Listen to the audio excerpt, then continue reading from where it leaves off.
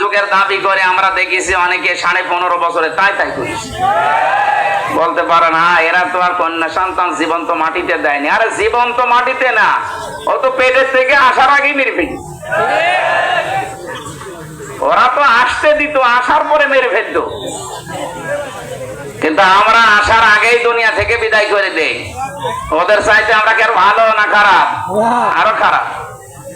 জাহেলি যুগের পুরা ইতিহাস আমি রাহিকুল মাখতুমে পড়ে দেখেছি নবীর জীবনী সম্পর্কে।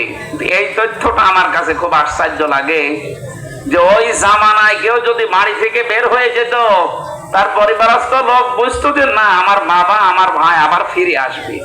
কিন্তু আমরা এমন একটা অন্ধকারের যুগে চলে গিয়েছিলাম, এদেশে বাড়ি থেকে কেউ বের হলে ও যার ফেরত আসবে গ্যারান্টি ছিল না। আমি কি বেশি বলে ফেললাম?